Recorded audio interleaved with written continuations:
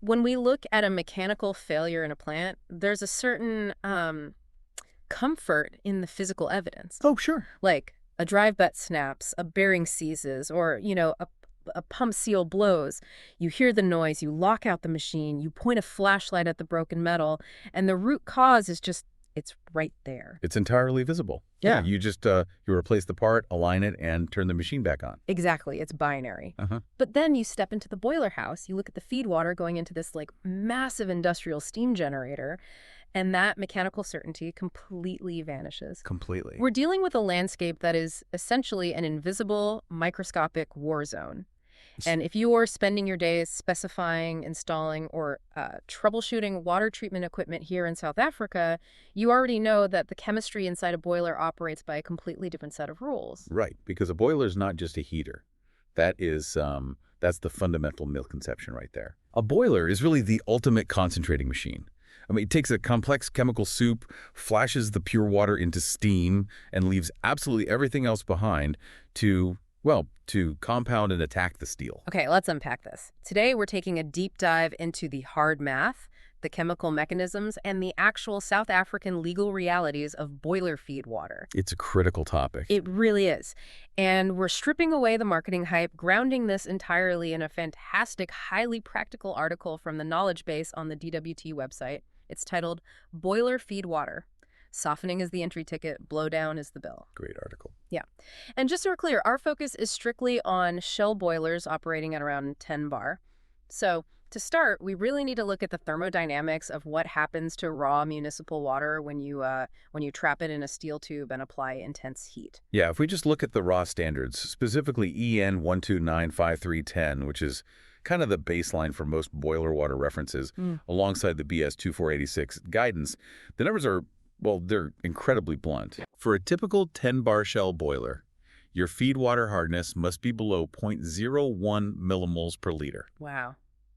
Which, if we translate that into the units most technicians actually use out in the field, that's about 1 milligram per liter as calcium carbonate. Exactly. Which is effectively zero. I mean, we're talking about a totally undetectable level of hardness. Completely zero. You don't want any of it in there. Yeah. And on top of that, your feed water pH should be maintained around 9.2 to 9.5. Okay. Your dissolved oxygen needs to be below 0.02 milligrams per liter.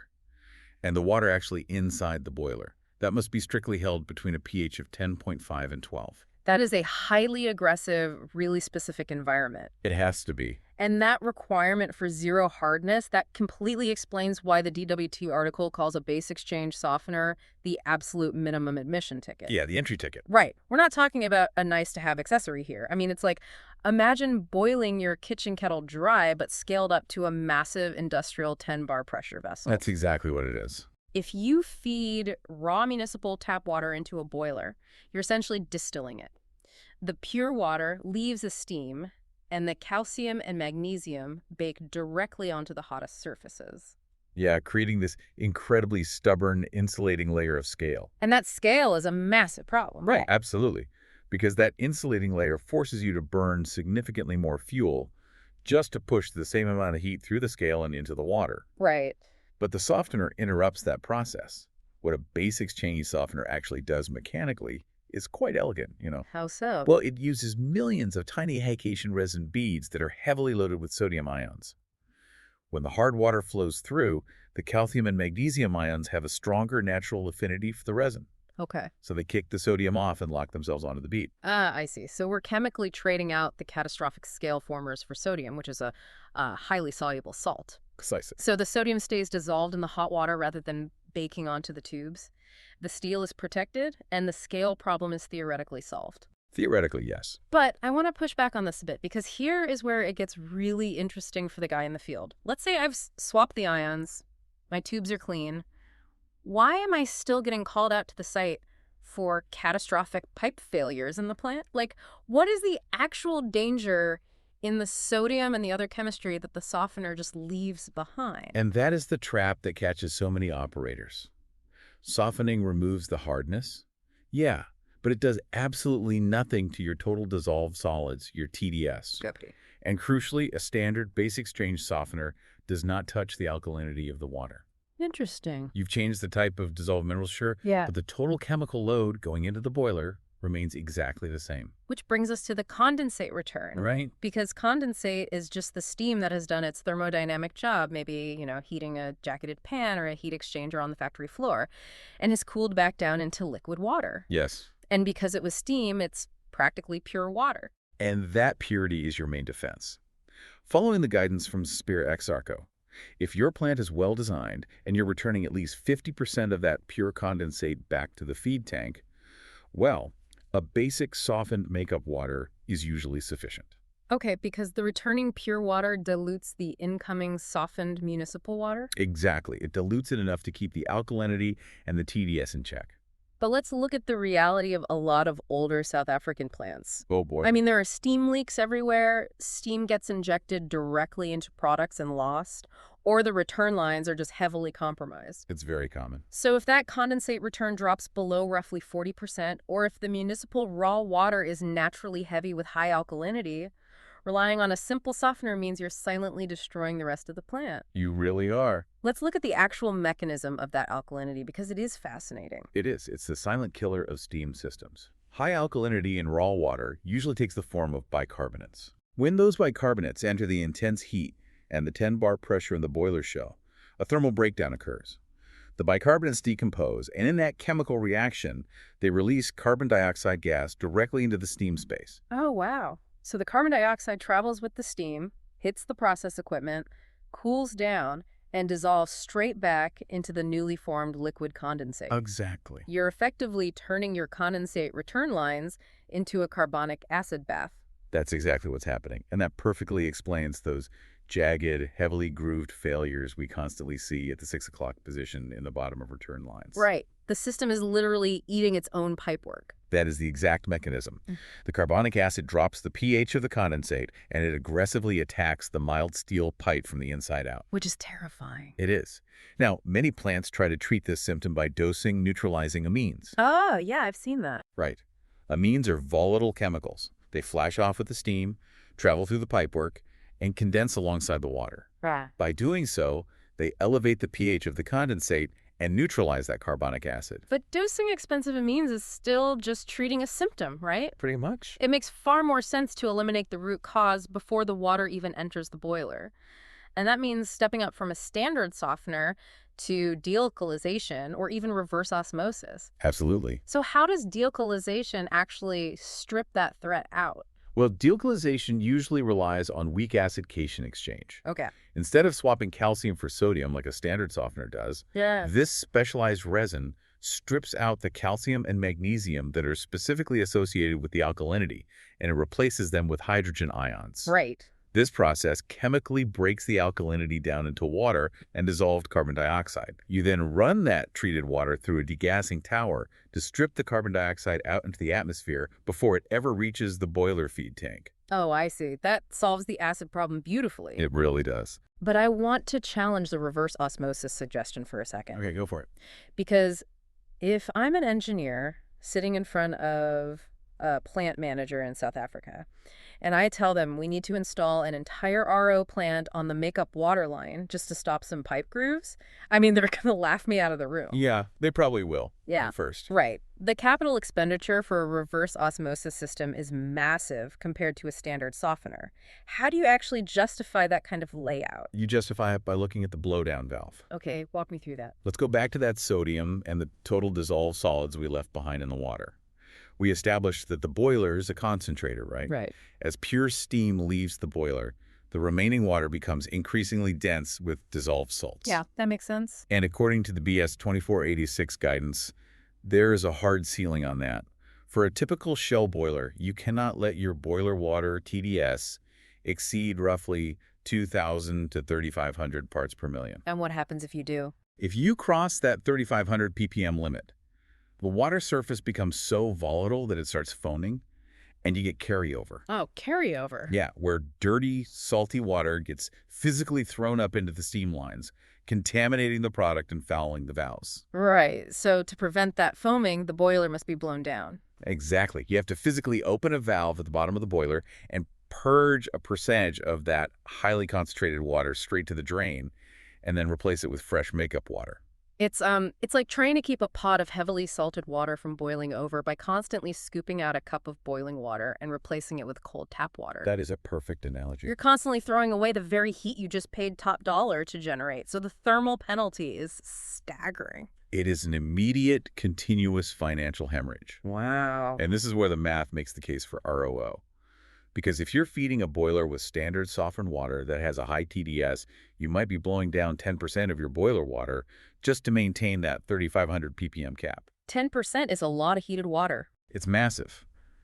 But what a reverse osmosis membrane does is completely different from a resin bed.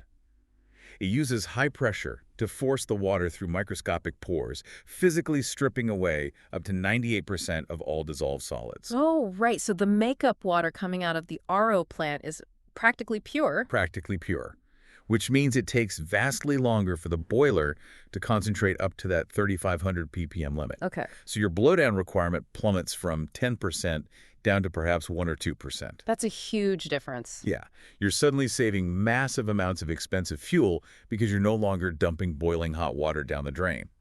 Every rand you spend on that RO capital expenditure or, on an automatic TDS control system that uses a sensor to optimize the blowdown valve, it's directly recovered in the fuel bill. So the title of the article is completely literal. Very literal. Softening gets you through the door, but blowdown is the ongoing utility bill. Exactly. But let's look at the ultimate backstop. Let's say you have a plant manager who simply does not care about the fuel bill. They exist. Right. They're willing to pay for the wasted coal or gas, and they'll just patch the grooved condensate pipes as they leak. They ignore the water chemistry entirely. Well, they cannot ignore the legal framework. Right. Even if the economic argument completely fails with them, the regulatory reality in South Africa eventually forces their hand. If you're listening to this, you know the absolute dread of an approved inspection authority, an AIA inspector, walking onto your site with a clipboard and a flashlight. Oh, yeah. They are not looking at your efficiency spreadsheets, they are looking at the steel. So how does the Occupational Health and Safety Act actually govern this? Because there is no law that explicitly says you must install a softener. Right. The law doesn't prescribe the water treatment, but the law absolutely discovers the absence of it. Oh, that's a good way to put it. Yeah. Under the OHS Act's pressure equipment regulations, steam generators fall under the SANS 347 categorization scheme. Okay. They are highly regulated pressure vessels. They require an external inspection every 12 months. But the real ticking clock is the 36-month internal inspection. Ah, the 36-month mark. That's where everything we've talked about stops being theoretical chemistry. Exactly. Under SANS 347, on a cycle not exceeding 36 months, the boiler must be shut down, opened up, internally inspected by an AIA, and subjected to a witnessed hydraulic pressure test. So there's no hiding. None. When an inspector points their flashlight at the boiler tubes, that insulating scale from poor softening is glaringly obvious. And what about the dissolved oxygen limit we touched on earlier? We mentioned the standard demands oxygen below 0.02 milligrams per liter. If a plant manager ignored that and skipped dosing a chemical oxygen scavenger, what does the inspector actually see? They see oxygen pitting, and it is fatal to a pressure vessel. Fatal, wow. If you don't use a chemical scavenger like, say, sodium sulfite, which actively reacts with dissolved oxygen to form harmless sodium sulfate, that free oxygen violently attacks the steel. Right. But it doesn't cause an even general rust. It attacks microscopic anodic sites on the metal surface, forming these tiny electrochemical cells. It drills deep, localized pits straight into the boiler tubes. So it's essentially drilling microscopic holes right through the pressure boundary. Exactly. And an AIA inspector has the absolute legal mandate to look at that pitting or that heavy scale and condemn the vessel right on the spot. Just shut it down. Yep. They refuse to sign off on the 36-month hydraulic test. Your boiler is legally barred from operating, and your entire factory stops dead. Man. And when you're sitting in a boardroom explaining why a multi-million rand production line has been halted for weeks while you try to procure a new shell boiler. Suddenly, the capital expenditure for a base exchange softener, a dealcoholization plant, and an automated blowdown controller seems completely negligible. It's the cheapest insurance policy a plant can buy. By far. We have walked through the entire mechanical and chemical cycle today. You start with the base exchange softener as the absolute non-negotiable baseline to strip out the calcium and magnesium. Right. You keep a rigid eye on that 40% condensate return threshold, and if you fall below it, you look seriously at dealcoholization or an RO plant to stop carbonic acid from chewing through your return lines. Exactly. You strictly manage that 2,000 to 3,500 ppm boiler TDS limit using automatic blowdown to protect your fuel bill. And you do all of this because the SANS 347 inspector will eventually arrive to demand an account of how you treated the steel. It connects the physics, the finances, and the law into one unbroken chain. It really does. If you want to see all these numbers, the BS 2486 limits, the EN standards, and the full breakdown of the blowdown math, go read the article, Boiler Feed Water. Softening is the entry ticket, blowdown is the bill. Highly recommend it. Yeah, you can find it right now in the knowledge base on the DWT website. It is an incredibly grounding piece of literature for anyone operating steam in South Africa. But before we sign off, I want to leave you with a completely different way to look at your plant tomorrow morning. Oh. Yeah. We spend so much time obsessing over the raw municipal makeup water and how much chemical equipment we need to force it into compliance. We really do treat the tap water as the starting line. Exactly. But think about the condensate return. Assuming you've treated your makeup water properly to prevent that carbonic acid, your condensate is the purest, most highly valuable asset in your entire boiler house. Right, because it's practically distilled. So what if you flipped the script? Stop viewing your condensate return piping merely as a set of hot, inconvenient drain pipes. What if you designed your next boiler installation by calculating the absolute value of the condensate first? That's a fascinating approach. Right. If you design backward, making sure every single drop of condensate is aggressively protected, trapped, and returned, you might just find that treating the municipal raw water stops being your primary battle. It just becomes a top-up. Exactly, a minor top-up to an exquisitely tuned, highly efficient system designed for the pure water you already own, rather than fighting the hard water you're forced to buy. Think about that the next time you walk the pipework. Thanks for taking this deep dive with us, and we'll catch you on the next one.